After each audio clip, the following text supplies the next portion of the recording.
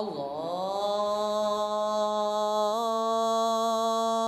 اکبر اللہ اکبر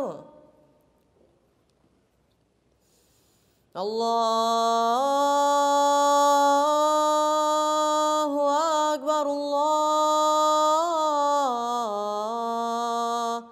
اکبر أشهد أن لا إله إلا الله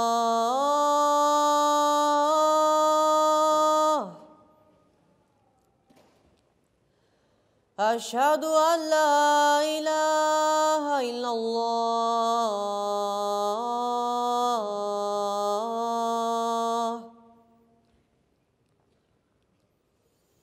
أشهد أن محمدًا رسول الله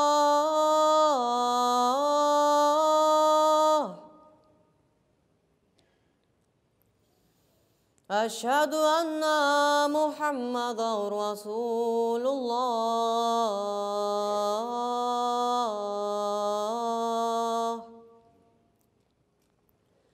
حي على الصلاة حي على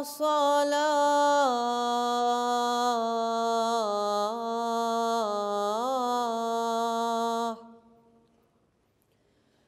حي على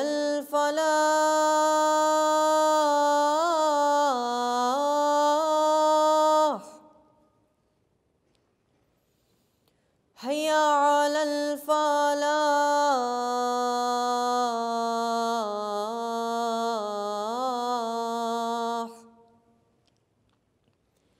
الله أكبر الله أكبر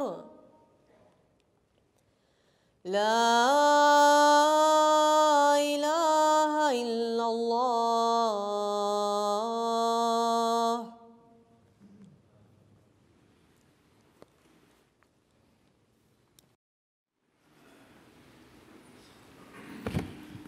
السلام علیکم ورحمۃ اللہ۔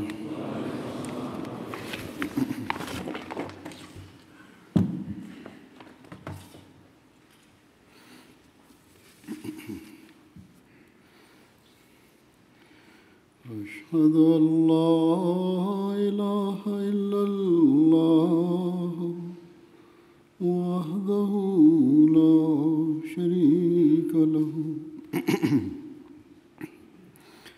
وأشهد أن محمدًا عبده ورسوله أما بعد فأعوذ بالله من الشيطان الرجيم بسم الله الرحمن الرحيم الحمد لله رب العالمين الرحمن الرحيم مالك يوم الدين إياك نعبد وإياك نستعين اهدنا الصراط المستقيم صراط الذين أنعمت عليهم غير المغضوب عليهم ولا الضالين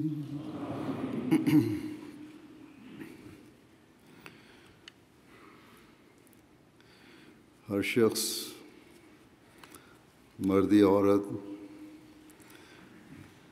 جو اپنے آپ کو احمدی کہتا ہے اس کو صرف اتنا اعلان ہی اسے حقیقی احمدی نہیں بنا دیتا کہ وہ حضرت مسیح موعود علیہ الصلوۃ والسلام کو مانتا ہے، آپ کی دعوی کو مانتا ہے، بلکہ حضرت مسیح موعود علیہ السلام نے ایک حقیقی احمدی بننے کے لیے بعض شرائط رکھی ہیں، بعض ذمہ داریاں ڈالی ہیں، بعض فرائض کی طرف توجہ دلائی ہے کہ اگر ان پر عمل کرو گے، ان کو ادا کرو گے، تو تبھی حقیقی رنگ میں میری جماعت میں شمار ہوگے۔ گویا احمدی بننے کے لیے صرف اعتقادی تبدیلی کافی نہیں ہے، بلکہ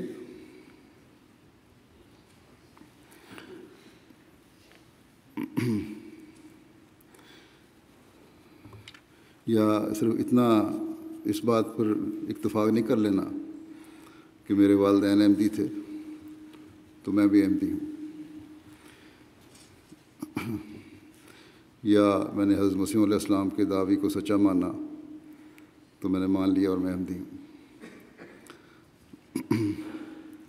یہ اعتقادی لحاظ سے تو بے شک ایک شخص کو احمدی بناتا ہے، لیکن عملی احمدی بننے کے لیے اپنی تمام تر صلاحیتوں اور استعدادوں کے ساتھ ان باتوں پر عمل کرنا ضروری ہے جن کی حضرت مسیح علیہ السلام نے ایک احمدی سے توقع فرمائی ہے۔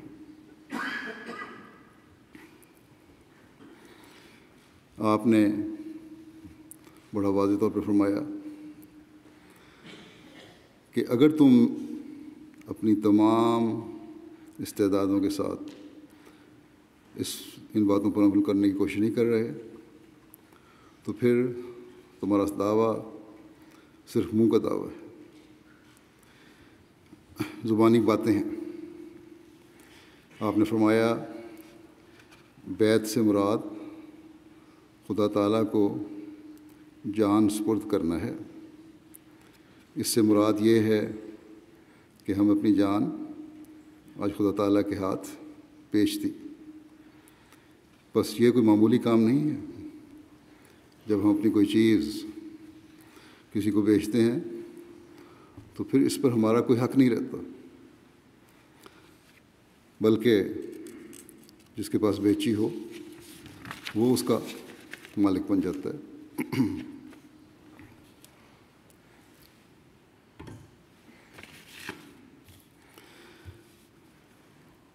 اور پھر اسے اپنی مرضی کے مطابق استعمال کرتا ہے۔ بس یہ وہ حالت ہے جو ہمیں اپنے اوپر طاری کرنی چاہیے، اور یہ وہ سوچ ہے جو ہمیں اپنی جانوں کے بارے میں رکھنی چاہیے۔ اس سوچ اور اس حالت کو حاصل کرنے کے لیے آپ نے فرمایا کہ بیعت کنندہ کو اول انکساری اور عجز اختیار کرنی پڑتی ہے اور اپنی خودی اور نفسانیت سے الگ ہونا پڑتا ہے۔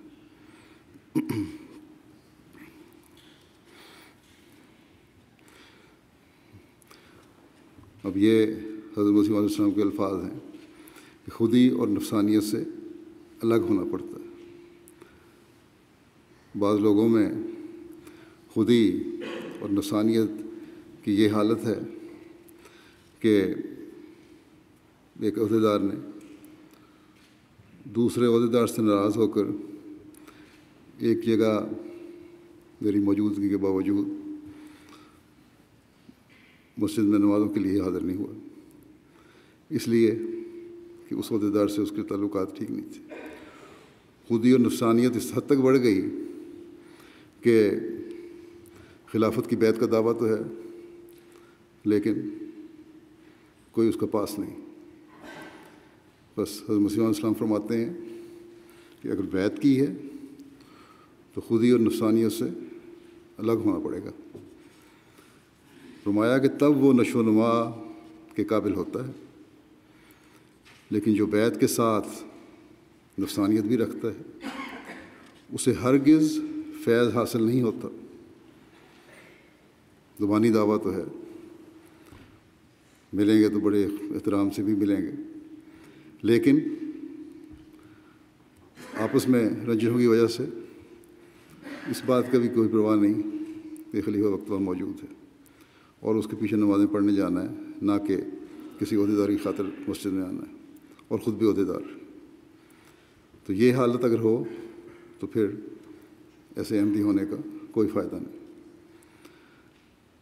بس جان بیچنا یہ ہے کہ عاجزی اور انکساری پیدا ہو، انا کو مارنا پڑتا ہے،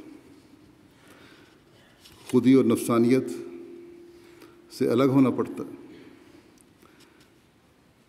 انسان کا اپنا کچھ نہ ہو اور ہر چیز خدا تعالیٰ کے حکم کے مطابق ہو۔ اور جب یہ حالت ہو تو پھر یہ نہیں کہ خدا تعالیٰ اس جان کو ضائع کر دے۔ جب اللہ تعالیٰ کو جان دے دی، اللہ تعالیٰ ایسی جان کی قدر کرتا ہے اور ہر لحاظ سے اس کی حفاظت فرماتا ہے۔ حضرت مسیح علیہ السلام نے فرمایا کہ اگر بیعت کے وقت وعدہ اور ہے اور پھر عمل اور ہے تو دیکھو یہ کتنا بڑا فرق ہے، کتنا بڑا تضاد ہے تمہاری باتوں میں۔ اگر تم خدا تعالیٰ سے فرق رکھو گے تو وہ تم سے فرق رکھے گا۔ آپ نے فرمایا اس لیے تم اپنے ایمانوں اور اعمال کا محاسبہ کرو کہ کیا ایسی تبدیلی اور صفائی کر لی ہے کہ تمہارا دل خدا تعالیٰ کا عرش ہو جائے اور تم اس کی حفاظت کے سائے میں آ جاؤ۔ آپ نے فرمایا کہ میں نے بارہا اپنی جماعت کو کہا ہے کہ تم میرے اس بیعت پر ہی بھروسہ نہ کرنا، اس کی حقیقت تک جب تک نہ پہنچو گے تب تک نجات نہیں۔ آپ نے فرمایا کہ میں تمہیں بار بار نصیحت کرتا ہوں کہ تم ایسے پاک صاف ہو جاؤ جیسے صحابہ نے اپنی تبدیلی کی۔ بس صحابہ کو دیکھیں کیا پاک تبدیلیاں کی، انہوں نے سالوں بلکہ نسلوں کی دشمنیوں کو صرف خدا تعالیٰ کی خاطر محبت، پیار اور بھائی چارے میں بدل دیا۔ کجا یہ کہ چند منٹ کی رنجش سے مسجد میں آنا چھوڑ دیں۔ اپنی جانوں کو بیچا تو جاہل سے تھے بالکل لوگ، تعلیم یافتہ ہوئے، تعلیم یافتہ سے باخدا انسان بنے۔ انہوں نے دل و جان سے اس بات کو مانا کہ آج سے ہمارا اپنا کچھ نہیں، سب کچھ خدا تعالیٰ کا ہے۔ انہوں نے جب شرک سے توبہ کی تو محض مخفی تر شرک جو تھا اس سے بھی بچنے کی کوشش کی۔ مخفی شرک کیا ہے اس کی وضاحت کرتے ہوئے حضرت مسیح علیہ السلام فرماتے ہیں کہ شرک سے صرف یہی مراد نہیں کہ پتھروں وغیرہ کی پرستش کی جائے، بلکہ یہ بھی شرک ہے کہ اسباب کی پرستش کی جائے اور پھر معبودات دنیا پر زور دیا جاوے۔ معبودات دنیا کیا ہیں؟ دنیاوی مفادات ہیں جن کی خاطر انسان دین کے احکامات اور خدا تعالیٰ کے احکامات سے کو پس پش ڈال دیتا ہے۔ حضرت صلی اللہ علیہ وسلم نے فرمایا کہ اعمال میں ریا سے کام لینا، دکھاوے سے کام لینا اور مخفی خواہشات میں مبتلا ہونا یہ بھی شرک ہے۔ اگر کوئی شخص دینی حکم کو پس پش ڈال کر دنیاوی خواہشات کو پورا کرتا ہے تو شرک کا مرتکب ہوتا ہے۔ صحابہ میں اللہ تعالیٰ کی اس قدر خشیت تھی کہ ایک صحابی کا ذکر آتا ہے، ایک دفعہ وہ بیٹھے رو رہے تھے، کسی نے رونے کی وجہ پوچھی تو انہوں نے کہا کہ مجھے حضرت صلی اللہ علیہ وسلم کی یہ بات یاد آ گئی ہے کہ حضرت صلی اللہ علیہ وسلم نے فرمایا کہ میں اپنی امت کے بارے میں شرک اور مخفی خواہشات سے ڈرتا ہوں۔ یہ وہ مقام تھا صحابہ کا اللہ تعالیٰ کے خوف کا اور شرک سے بچنے کا، بلکہ دوسروں کے بارے میں بھی ایک احساس تھا، ایک فکر تھی کہ امت میں ایسے لوگ بھی پیدا ہوں گے جو مخفی شرک کریں۔ ایک خیال آیا دل میں ان کے، اور اس خیال پر ہی جسم پر لرزہ طاری ہو گیا، فکر پیدا ہو گئی، رونا شروع کر دیا۔ اور یہی وہ حالت ہے جس سے انسان حقیقی طور پر موحد اور ایک خدا کی عبادت کرنے والا بنتا ہے یا بن سکتا ہے۔ حضرت مسیح علیہ السلام فرماتے ہیں کہ توحید صرف اس بات کا نام نہیں کہ منہ سے لا الہ الا اللہ کہیں اور دل میں ہزاروں بت جمع ہوں، بلکہ جو شخص کسی اپنے کام اور مکر اور فریب اور تدبیر کو خدا کی سی عظمت دیتا ہے یا کسی انسان پر بھروسہ رکھتا ہے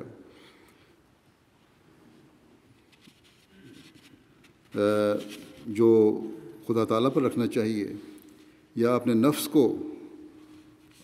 نفس کو وہ عزت دیتا ہے جو خدا کو دینی چاہیے، ان سب صورتوں میں وہ خدا تعالیٰ کے نزدیک بت پرست ہے۔ فرمایا ہر ایک چیز یا قول یا فعل جس کو وہ عظمت دی جائے جو خدا تعالیٰ کا حق ہے، وہ خدا تعالیٰ کی نگاہ میں بت ہے۔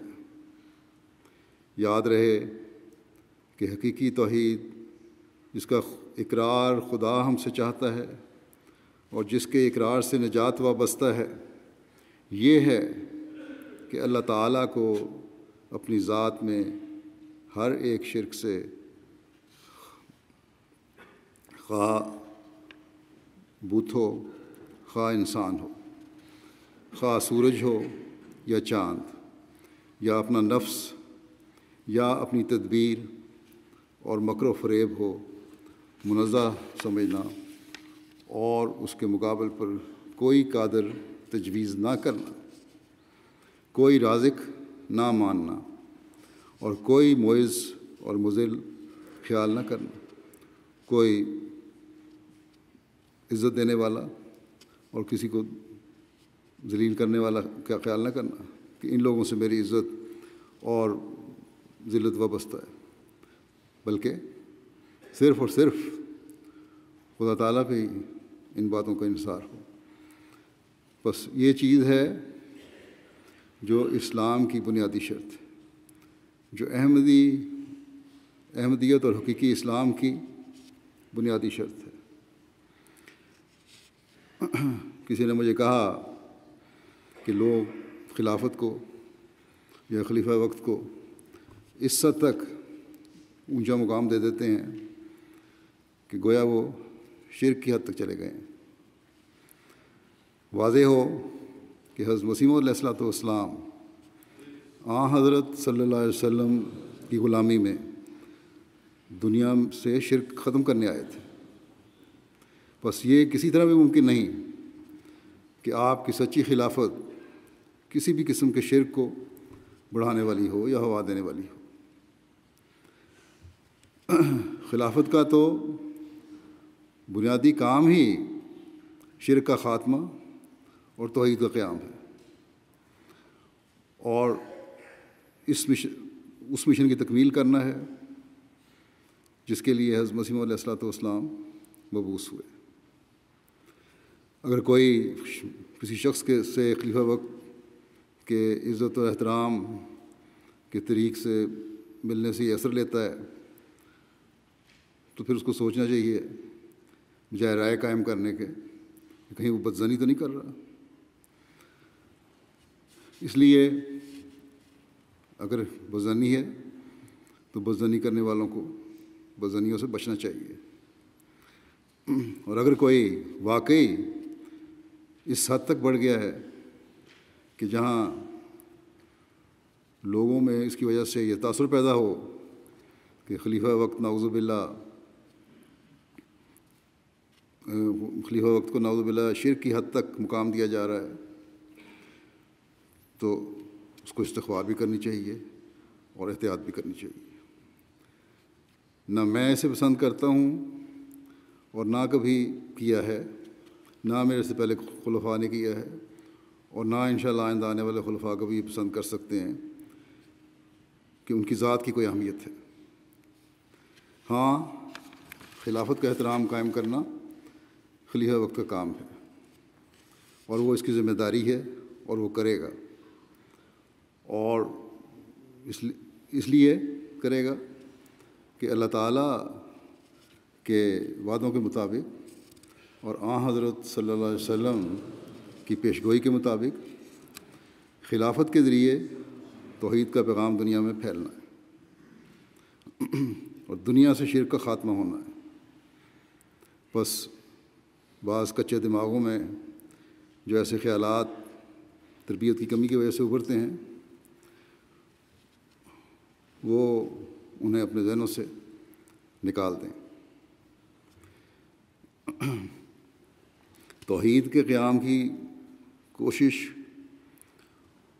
اور شرک سے اپنے ماننے والوں کے دلوں کو پاک کرنے کے اہم کام کے بعد حضرت مسیح علیہ الصلوۃ والسلام نے ہمیں جو توجہ دلائی اور جس پر ہماری بیعت لی، وہ جھوٹ اور اخلاقی برائیوں سے بچنا ہے۔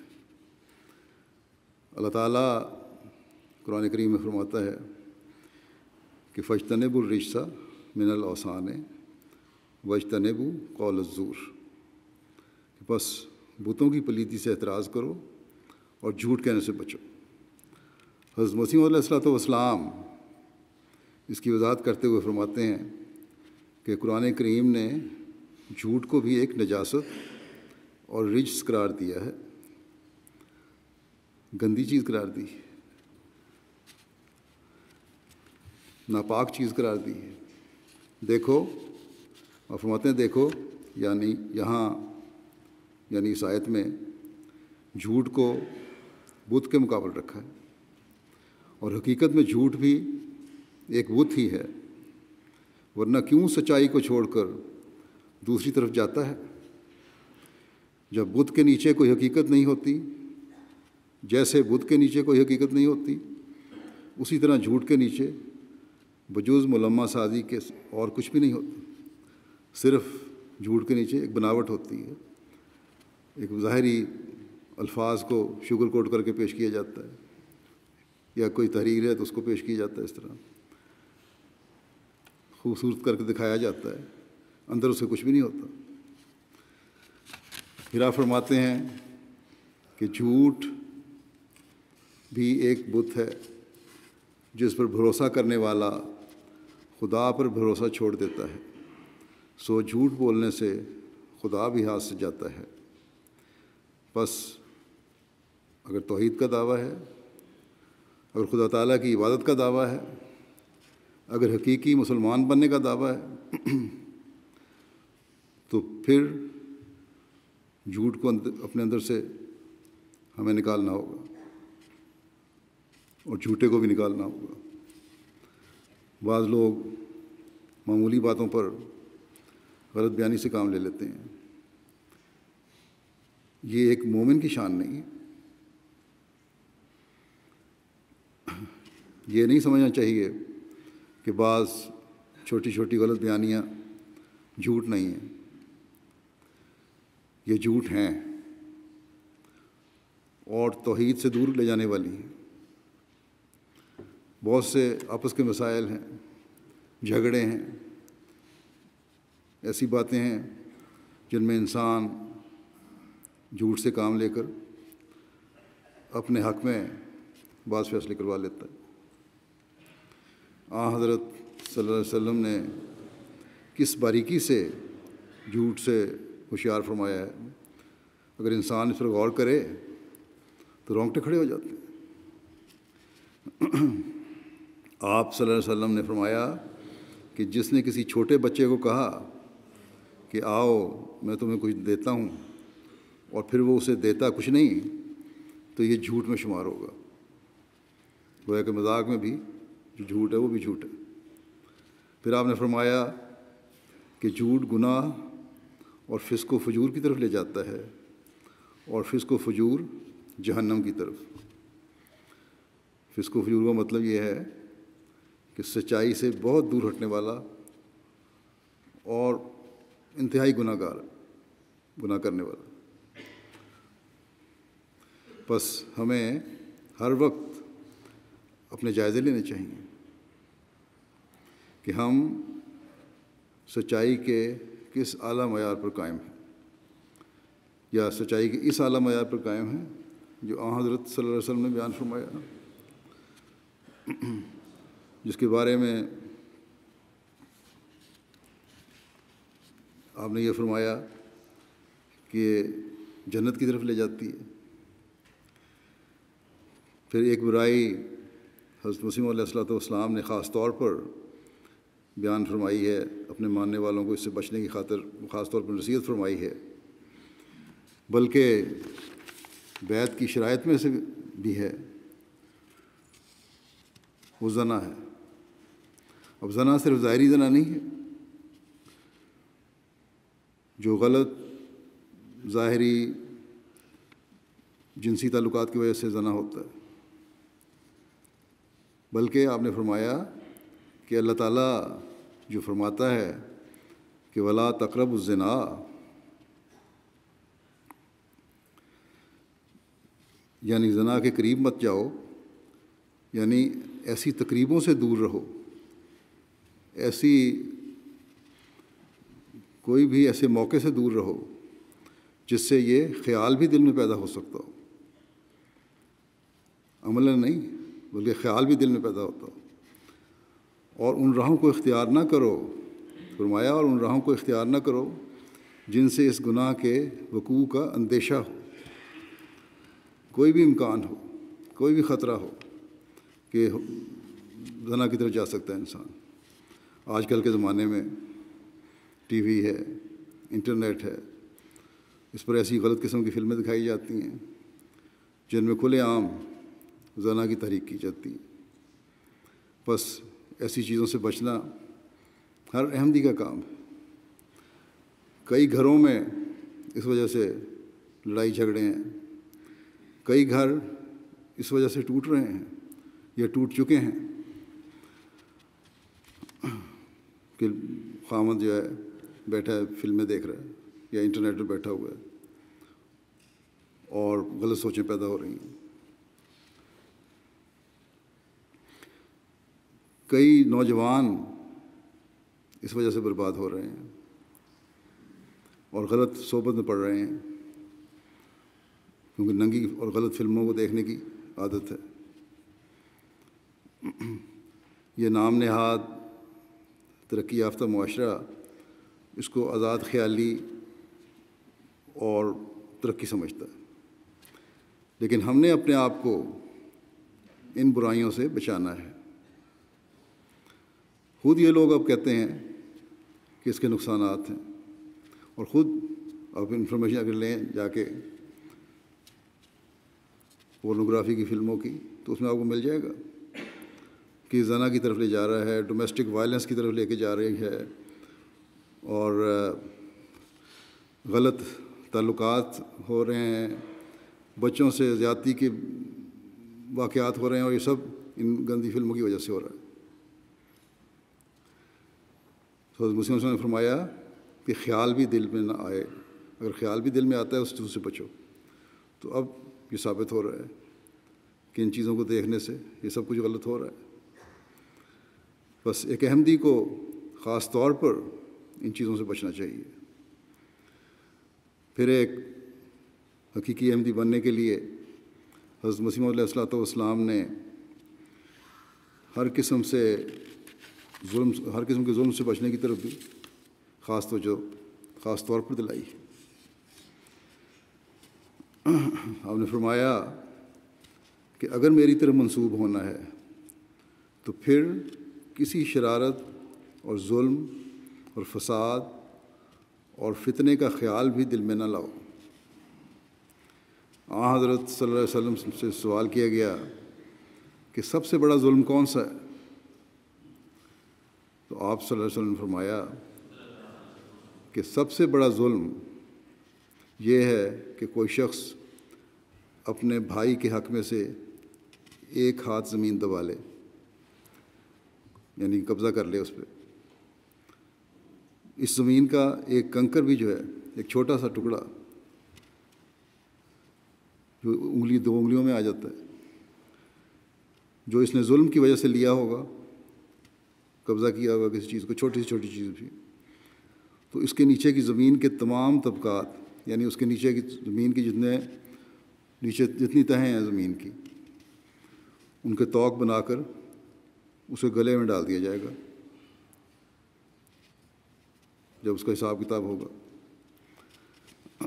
ایک ہار بنایا جائے گا اور وہ ہار گلے میں ڈال دیا جائے گا۔ اب ہزاروں میل زمین کا ہے طبقات، نیچے ایک سر سے دوسرے سر تک۔ اب یہ انسان تصور کرے کہ کتنے بڑے بوجھ انسان پہ ڈلیں گے اس وجہ سے۔ اتنی بڑی سزا ہے کہ اس کا تصور بھی انسان نہیں کر سکتا۔ بس کسی کے حقوق دبانا بہت بڑا ظلم اور گناہ ہے۔ غیروں کو ہم اسلام کی خوبیاں بتاتے ہیں تو کہتے ہیں کہ بندوں کے حقوق کی ادائیگی کے اعلیٰ ترین معیار اسلام کی تعلیم میں۔ اسلام حقوق لینے کے بجائے حقوق کی ادائیگی کی طرف توجہ دلاتا ہے۔ لوگوں کو تو ہم بڑھ کے ہی باتیں کرتے ہیں، اور ہمارے عمل اس سے اگر مختلف ہیں تو ہم گناہ گار ہیں اور جھوٹ بول رہے ہیں۔ بس اس کا بھی باریکی کے ساتھ ہر احمدی کو جائزہ لینا چاہیے۔ ہمارے عمل ہماری تعلیم کے مطابق ہوں گے تو ہماری تبلیغ بھی پھلدار ہوگی، ہمارے اثرات لوگوں پر اچھے ہوں گے۔ حضرت مسیح علیہ الصلوۃ والسلام نے جو معیار مقرر فرمایا ہے وہ جیسا کہ بیان ہوا یہ ہے کہ ظلم کا خیال بھی دل میں نہیں لانا۔ کجا یہ کہ کسی پر کسی بھی طرح ظلم کیا جائے۔ پھر اللہ تعالیٰ کی عبادت ایک مومن ہونے کی عام شرط ہے، بلکہ اللہ تعالیٰ نے انسان کی پیدائش کا مقصد ہی عبادت قرار دیا ہے۔ حضرت مسیح علیہ الصلوۃ والسلام فرماتے ہیں کہ اے وہ تمام لوگو جو اپنے تئیں میری جماعت شمار کرتے ہو، آسمان پر تم اس وقت میری جماعت شمار کیے جاؤ گے جب سچ مچ تقویٰ کی راہوں پر قدم مارو گے۔ سو اپنی 5 وقتہ نمازوں کو ایسے خوف اور حضور سے ادا کرو کہ گویا تم خدا تعالیٰ کو دیکھتے ہو۔ پھر آپ نے فرمایا نماز ہر ایک مسلمان پر فرض ہے۔ حدیث شریف میں آیا ہے کہ حضرت صلی اللہ علیہ وسلم کے پاس ایک قوم اسلام لائی اور عرض کی کہ یا رسول اللہ صلی اللہ علیہ وسلم، ہمیں نماز معاف فرما دی جائے، کیونکہ ہم کاروباری آدمی ہیں، بڑا مشکل کام ہے ہمارا 5 وقت نمازیں پڑھنا، مویشی وغیرہ بھی ہمارے ساتھ ہیں، بڑے بڑے ہارڈ رکھے ہوئے ہیں انہوں نے، یا چلاتے ہیں، باہر کا کام ہے، محنت کا کام ہے، کپڑوں بھی ہمارے خراب ہو جاتے ہیں، اس کا اعتماد کوئی نہیں ہے، اور نہ پھر یہ ہے کہ ہمیں فرصت بھی نہیں ہوتی اس مصروفیت کی وجہ سے کہ 5 نمازیں ادا کریں۔ تو آپ نے اس کو جواب میں فرمایا کہ دیکھو، جب نماز نہیں ہے تو ہے ہی کیا؟ دین ہی نہیں جس میں نماز نہیں۔ فرماتے ہیں نماز کیا ہے؟ یہی کہ اب اپنے عجز و نیاز اور کمزوریوں کو خدا کے سامنے پیش کرنا اور اسی سے اپنی حاجت روائی چاہنا، اسی سے مانگنا۔ فرماتے ہیں خدا کی محبت، اس کا خوف، اس کی یاد میں دل لگانے کا نام، اس کی یاد میں دل لگا رہنے کا نام نماز ہے، اور یہی دین ہے۔ فرماتے ہیں کہ پھر جو شخص نماز سے ہی فراغت حاصل کرنی چاہتا ہے تو اس نے حیوانوں سے بڑھ کر کیا کیا؟ اس کی جانوروں والی حالت ہے، پھر وہی کھانا پینا اور حیوانوں کی طرح سو رہنا۔ یہ تو دین ہرگز نہیں، یہ سیرت کفار ہے۔ بس حضرت مسیح علیہ الصلوۃ والسلام نے واضح طور پر فرما دیا کہ جانور اور انسان میں فرق کرنے والی چیز جو ہے اللہ تعالیٰ کی عبادت اور نماز ہے۔ اگر ہم میں نماز پڑھنے کی طرف توجہ نہیں ہو رہی تو خود ہی اندازہ کر سکتے ہیں کہ کس زمرے میں آتے ہیں۔ کئی مرتبہ میں اس طرح توجہ دلا چکا ہوں اور دلاتا رہتا ہوں کہ اگر نماز سینٹر یا مسجد دور ہے تو چند قریب کے گھر آپس میں مل کر ایک جگہ مقرر کر لیں جہاں نماز ادا کی جا سکتی ہو۔ اس سے جہاں نماز باجماعت کا ثواب ملے گا وہاں نمازوں کی طرف توجہ بھی رہے گی، اور اگلی نسلوں کو بھی اس حوالے سے توجہ رہے گی اور ان کی اصلاح ہوتی رہے گی، ان کو بھی نمازوں کی طرف توجہ پیدا ہوگی، ان کی بھی نمازوں کی طرف توجہ پیدا ہوگی۔ ہم مسجد بنانے کی طرف توجہ کر رہے ہیں، مسجدیں بنا رہے ہیں، اب کل میں ورجینیا میں انشاءاللہ تعالی مسجد کا افتتاح ہوگا، لیکن اگر ہمارا عبادتوں کی طرف رجحان نہیں ہے تو ان مسجدوں کے بنانے کا کیا فائدہ؟ میں بار بار کہتا ہوں کہ اگر عہدیدار، ہر تنظیم کے عہدیدار اور جماعتی سطح کے عہدیدار ہر سطح پر بھرپور توجہ دیں نمازوں کی حاضری کی طرف، تو نمازی حاضری کئی گنا بہتر ہو سکتی ہے، اور ہماری اگلی نسلوں کی بھی تربیت ہو سکتی ہے۔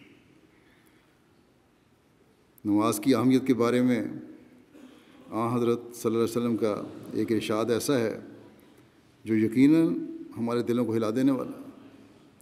آپ فرماتے ہیں کہ قیامت کے دن سب سے پہلے جس چیز کا بندوں سے حساب لیا جائے گا وہ نماز ہے۔ اگر یہ حساب ٹھیک رہا تو کامیاب ہو گیا اور نجات پا لی، اگر یہ حساب خراب ہوا تو وہ ناکام ہو گیا اور گھاٹے میں رہا۔ بس یہ کوئی معمولی بات نہیں ہے کہ نماز پر توجہ کا جو حق ہے وہ ادا نہ کیا جائے۔ اللہ تعالیٰ ہر احمدی کو یہ حق ادا کرنے کی توفیق عطا فرمائے، اور یہ حق صرف فرض نمازوں سے ادا نہیں ہوگا، بلکہ حضرت مسیح علیہ السلام نے فرمایا کہ تہجد اور نفل پڑھنے کی طرف بھی توجہ ہونی چاہیے۔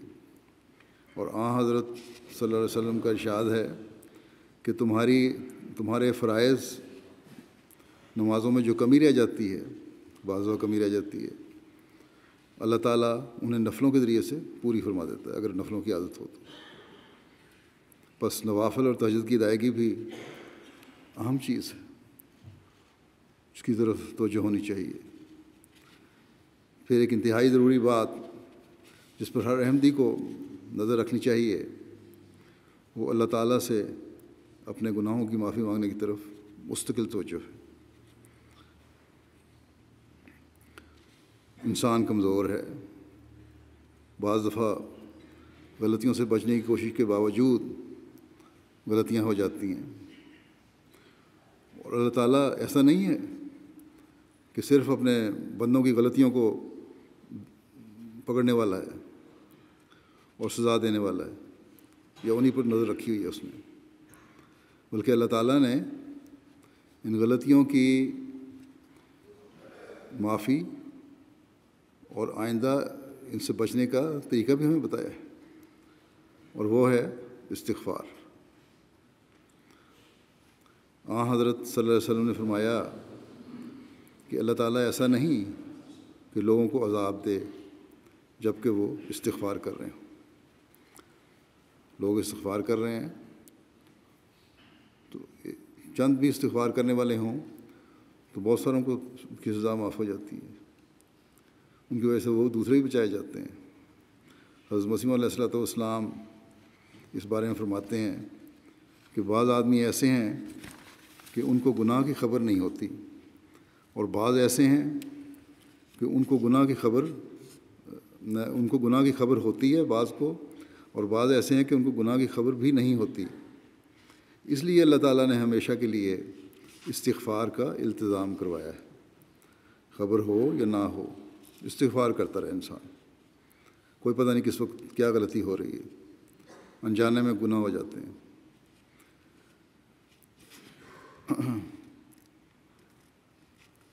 فرمایا کہ استغفار کا التزام کروایا ہے کہ انسان ہر ایک گناہ کے لیے، خواہ وہ ظاہر کا ہو خواہ باطن کا، اسے علم ہو یا نہ ہو، اور ہاتھ اور پاؤں اور زبان اور ناک اور کان اور آنکھ اور سب قسم کے گناہوں سے استغفار کرتا رہے۔ یعنی سارے جو اعضاء ہیں انسان کے، مختلف اعضاء ہیں، وہ گناہ کا ذریعہ بن جاتے ہیں، اس لیے استغفار کرتے رہو ہر ایک عضو کو گناہ سے بچانے کے لیے۔ اس لیے فرمایا کہ گناہ کا ذریعہ بن جاتے ہیں، اس لیے اللہ تعالیٰ کی پناہ میں رہنے کی کوشش کرنی چاہیے۔ اس کے لیے حضرت مسیح علیہ السلام نے یہ دعا سکھائی کہ اس زمانے میں جو آج کل کا زمانہ ہے، قرآن کریم کی یہ دعا پڑھتے رہنا چاہیے، اور وہ دعا ہے ربنا ظلمنا انفسنا وان لم تغفر لنا وترحمنا لنکونن من الخاسرین، کہ اے اللہ ہم نے اپنی جانوں پر ظلم کیا، اگر تو ہمیں نہ بخشے گا اور ہم پر رحم نہ کرے گا تو ہم نقصان اٹھانے والوں میں سے ہو جائیں گے۔ ربنا ظلمنا انفسنا وان لم تغفر لنا وترحمنا لنکونن من الخاسرین۔ آپ فرماتے ہیں کہ جب خدا سے طاقت طلب کریں، یعنی استغفار کریں، تو روح القدس کی تائید سے ان کی کمزوری دور ہو سکتی ہے۔ پھر حضرت مسیح علیہ السلام نے اپنے ماننے والوں کے لیے یہ بھی بنیادی شرط رکھی ہے کہ وہ حقوق العباد کی ادائیگی کرنے والے ہوں، اور اللہ تعالیٰ کی مخلوق کو کسی بھی قسم کی تکلیف پہنچانے سے گریز کریں۔ آپ نے ہمیں ہر وقت اپنے دلوں کو ٹٹولنے کی طرف توجہ دلاتے ہوئے فرمایا، کیا تمہارے اندر اللہ تعالیٰ کا خوف، اس کی خشیت اور اس کے نتیجے میں اس کی مخلوق کا مخلوق کی ہمدردی اور خیرخواہی ہے۔ ایک حدیث میں آتا ہے کہ حضرت صلی اللہ علیہ وسلم نے فرمایا کہ آپس میں حسد مت کرو، آپس میں نہ جھگڑو، آپس میں بغض نہ رکھو، ایک دوسرے سے دشمنیاں مت رکھو، اور تم میں سے کوئی ایک دوسرے کے سودے پر سودا نہ کرے، آپس میں بھائی بھائی بن جاؤ۔ مسلمان اپنے بھائی پر ظلم نہیں کرتا، اسے ذلیل نہیں کرتا اور اسے حقیر نہیں جانتا۔ کسی آدمی کے شر کے لیے اتنا ہی کافی ہے کہ وہ اپنے مسلمان بھائی کو حقیر جانے۔ ہر مسلمان پر دوسرے مسلمان کا خون، مال اور عزت حرام ہے۔ یہ وہ بات ہے جو آج سب سے زیادہ ہم احمدیوں سے ظاہر ہونی چاہیے، اور اللہ تعالیٰ کے فضل سے کافی حد تک ہو رہی ہے۔ اگر تمام مسلمان آج اس حقیقت کو سمجھ لیں اور اس پر عمل کرنے والے ہوں، اور حکومتیں مسلمانوں کی اس پر عمل کرنے والی ہوں، تو آج کل مسلمان پر جو ظلم کر کے ان کے جان و مال کو تباہ کر رہا ہے، ہزاروں لاکھوں بچے یتیم ہو رہے ہیں، لاکھوں عورتیں بیوہ ہو رہی ہیں، بوڑھے مر رہے ہیں، یہ کچھ بھی نہ ہو۔ پھر تکبر ایک بہت بڑی برائی ہے جس سے بچنے کی اللہ تعالیٰ نے ہمیں قرآن کریم میں تلقین فرمائی ہے۔ حضرت صلی اللہ علیہ وسلم نے اس بارے میں بہت توجہ دلائی ہے۔ آپ صلی اللہ علیہ وسلم نے فرمایا کہ جس کے دل میں رائی کے دانے کے برابر بھی تکبر ہوگا وہ جنت میں نہیں جا سکے گا۔ حضرت مسیح علیہ السلام فرماتے ہیں کہ میرے نزدیک پاک ہونے کا یہ عمدہ طریق ہے، اور ممکن نہیں کہ اس سے بہتر کوئی اور طریق مل سکے کہ انسان کسی قسم کا تکبر اور فخر نہ کرے، نہ علمی، نہ خاندانی، نہ مالی۔ پھر آپ فرماتے ہیں میں اپنی جماعت کو نصیحت کرتا ہوں کہ تکبر سے بچو، کیونکہ تکبر ہمارے خداوند ذوالجلال کی آنکھوں میں سخت مکروہ ہے۔ حضرت صلی اللہ علیہ وسلم نے بھی حجۃ الوداع کے موقع پر فرمایا تھا کہ تم تمام انسان خواہ کسی قوم اور کسی حیثیت کے ہو، انسان ہونے کے لحاظ سے ایک درجہ رکھتے ہو، سب برابر ہو، اور کالے کو گورے پر اور گورے کو کالے پر، اور عرب کو غیر عرب پر اور غیر عرب کو عرب پر کوئی برتری نہیں ہے۔ بس ہمارے لیے تو عاجزی کی یہ تعلیم ہے، برابری کی یہ تعلیم ہے، تکبر سے بچنے کی اور فخر کرنے کی یہ تعلیم سے بچنے کی یہ تعلیم ہے، جس پر ہر ایک کو ہمیں عمل کرنا چاہیے۔ غیر مسلم دنیا میں تو گورے کالے کا فرق کیا جاتا ہے، اور اب یہ دعویٰ بھی بعض کرتے ہیں، بعض لیڈر سفید فام جو ہیں، کہ سفید فام کی جو دماغی استعدادیں ہیں اور صلاحیتیں ہیں وہ غیر سفید فام سے زیادہ ہیں۔ یہ ان کے تکبر کی حالت ہے۔ ہر احمدی کو اس سے بچنے کی کوشش کرنی چاہیے۔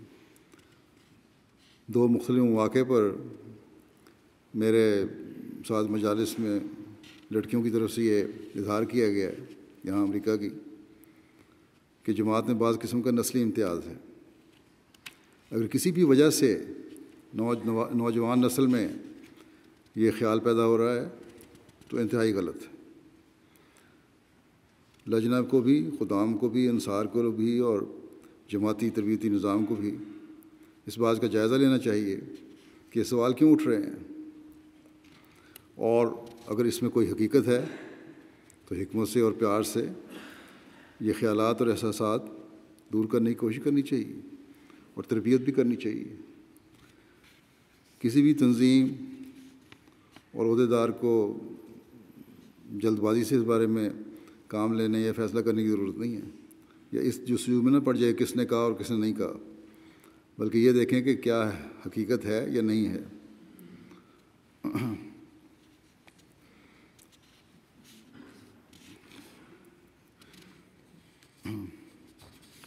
بس یہ دیکھنا چاہیے کہ حقیقت ہے، یا اگر نہیں ہے تو کیوں سوال اٹھ رہے ہیں، ذاتی رنجشیں تو نہیں ہیں جس کی وجہ سے تو جب یہ باتیں پیدا ہو رہی ہیں۔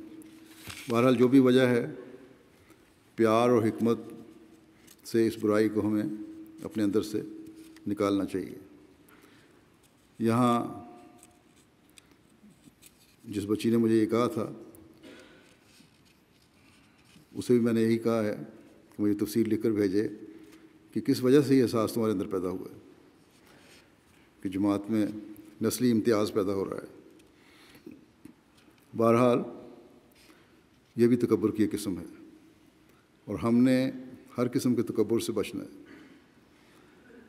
ایک بات جس کی طرف حضرت مسیح علیہ السلام نے توجہ دلائی اور جس کے بارے میں اللہ تعالیٰ نے بھی حکم فرمایا ہے، اور آن حضرت صلی اللہ علیہ وسلم کے بھی ارشادات ہیں، وہ ہے مالی قربانی۔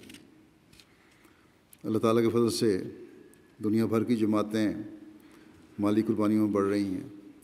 ہنگامی اور وقتی مالی قربانی میں امریکہ کی جماعتیں بھی اللہ تعالیٰ کے فضل سے بھرپور حصہ لینے کی کوشش کرتی ہیں، لیکن جو باقاعدہ مالی نظام ہے چندے کا، چندہ آمد وغیرہ کا، اس میں یہاں ابھی جو اعداد و شمار سامنے آتے ہیں، آ رہے ہیں، اس کو دیکھنے سے پتہ لگتا ہے کہ بہت کمی ہے۔ اس طرف توجہ کی ضرورت ہے۔ ایک غریب شخص تو اپنی مجبوری بتا کر چندے کی ادائیگی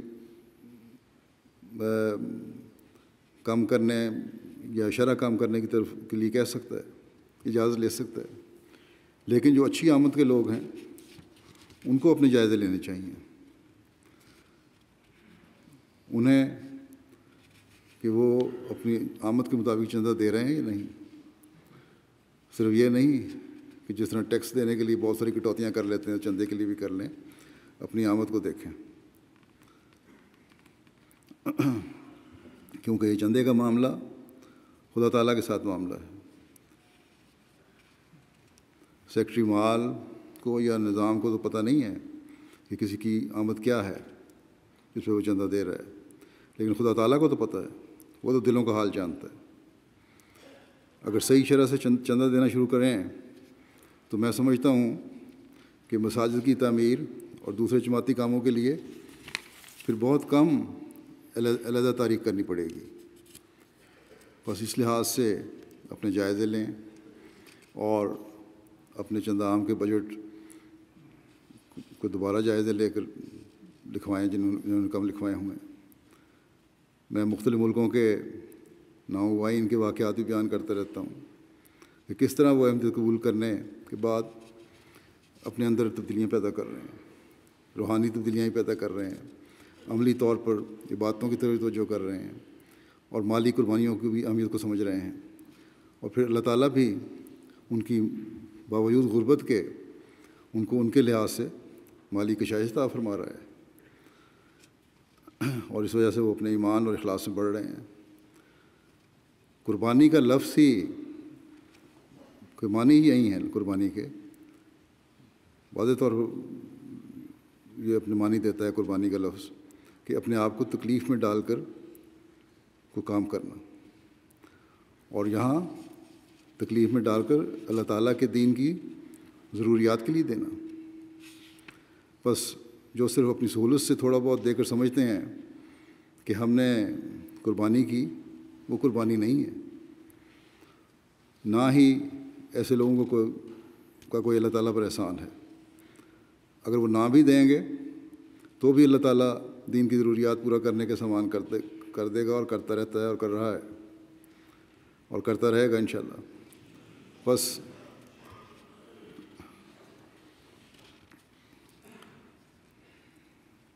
میں ان لوگوں کو جو کشائش ہونے کے باوجود اپنی آمدنی کے مطابق چندہ نہیں دیتے توجہ دلانی چاہتا ہوں، تاکہ وہ اللہ تعالیٰ کے فضلوں کے وارث بنیں۔ آج آخری بات جس کی طرف میں توجہ دلانا چاہتا ہوں وہ اطاعت ہے۔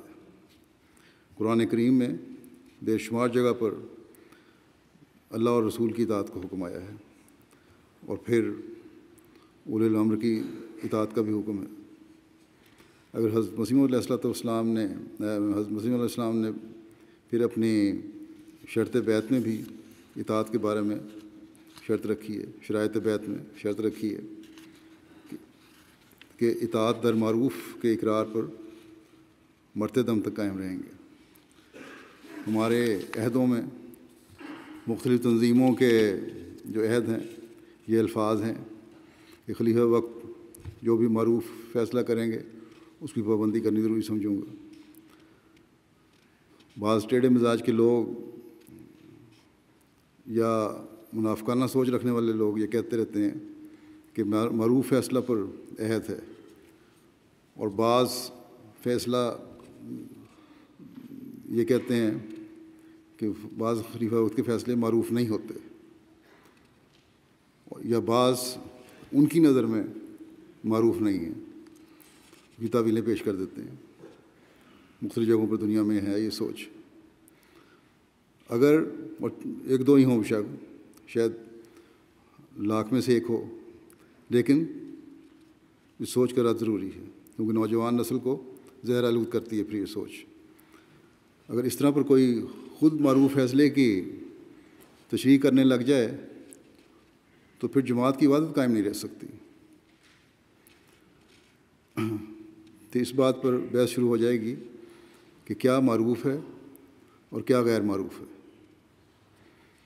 حضرت خلیفۃ مسیح اول نے اس کی وضاحت کرتے ہوئے فرمایا ایک جگہ کہ ایک اور غلطی ہے وہ طاعت در معروف کے سمجھنے میں ہے، کہ معروف فیصلے کی اطاعت کرنا، کہ جن باتوں کو فرمایا کہ جن باتوں کو ہم معروف نہیں سمجھتے اس میں طاعت نہ کریں، اطاعت نہ کریں۔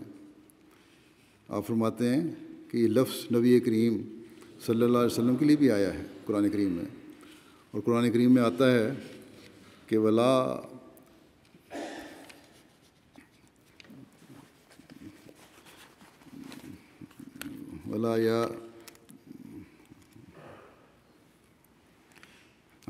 یاسینہ کا فی معروف، اور معروف باتوں میں تیری نافرمانی نہیں کریں گے۔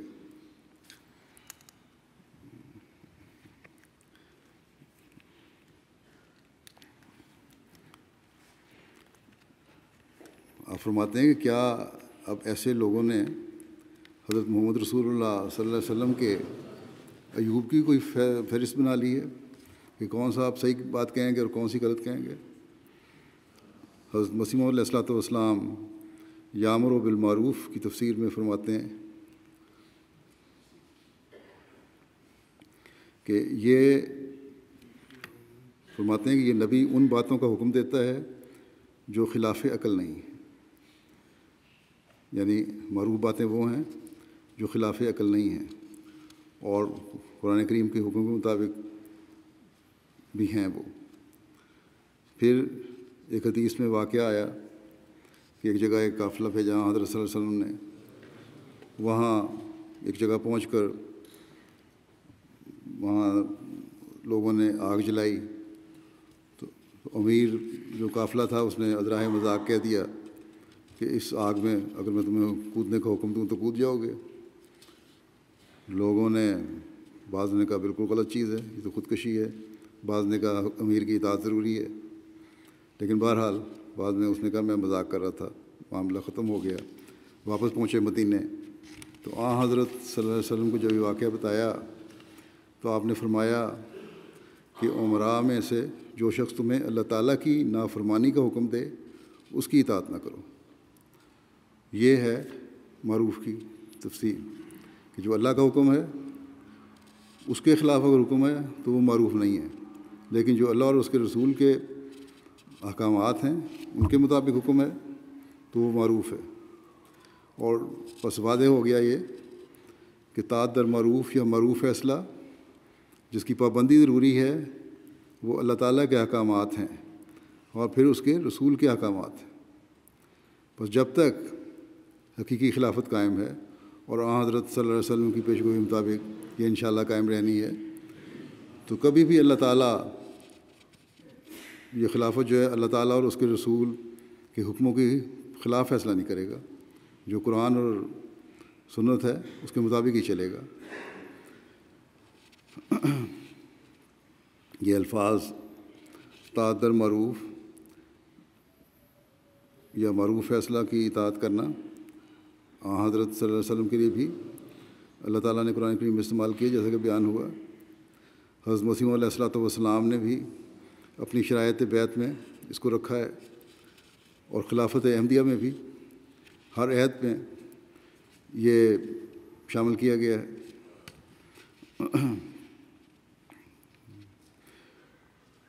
اس کا مطلب واضح ہے کہ اللہ تعالیٰ کے احکامات کو جاری کرنا اور جماعت کو اس کی تلقین کرنا، اور ہر شخص جو اپنے آپ کو جماعت کا حصہ سمجھتا ہے اس کا یہ فرض ہے کہ اس عہد کی پابندی کرتے ہوئے خلیفہ وقت کی جو جماعت سے متعلق ہدایات ہیں ان پر عمل کرے. مسلم نے یہی فرمایا ہے کہ یہ کبھی نہیں ہو سکتا، اگر کبھی کوئی غلط ہدایت ہوگی بھی تو کیونکہ اللہ تعالیٰ نے حفاظت کرنی ہے خلافت کی، اس لیے اس کے نتائج اللہ تعالیٰ کبھی برے نہیں ہونے دے گا اور ایسے حالات پیدا کر دے گا کہ اس کے بہتر نتائج پیدا ہوں. اس لیے معروف فیصلے کی تشریح کرنا کسی شخص کا کام نہیں ہے.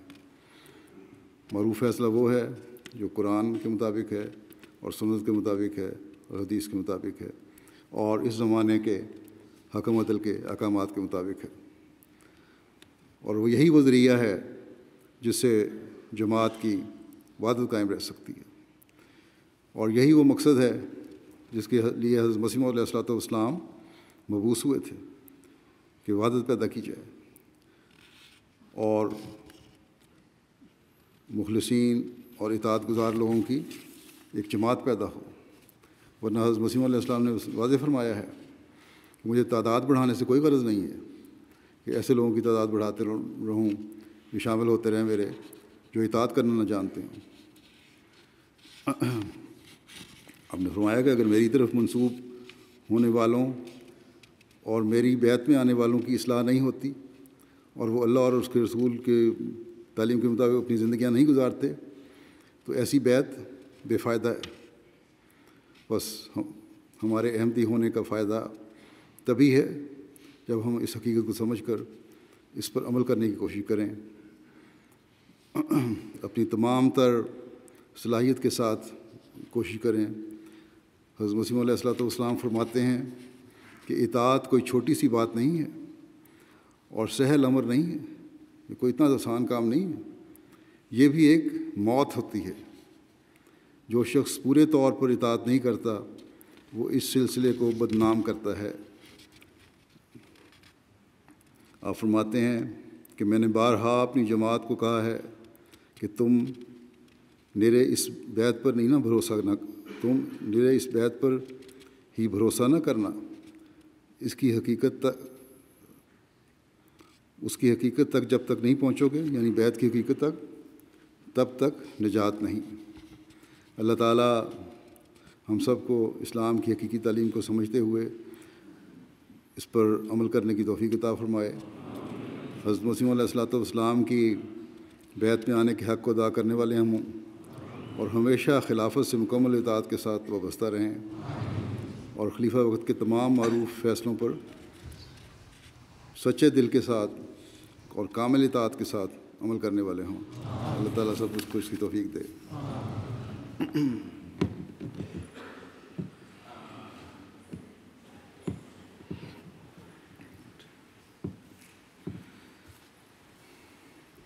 الحمد لله نحمده ونستعينه ونستغفره ونؤمن به ونتوكل عليه ونعوذ بالله من شرور أنفسنا ومن سيئات أعمالنا من يهده الله فلا مضل له ومن يضلل فلا هادي له ونشهد أن لا إله إلا الله ونشهد أن محمدًا عبده ورسوله عباد الله رحمكم الله إن الله يأمر بالعدل والإحسان وإيتاء ذي القربى وينهى عن الفحشاء والمنكر والبغي يعظكم لعلكم تذكرون اذكروا الله يذكركم وادعوه يستجب لكم ولذكر الله أكبر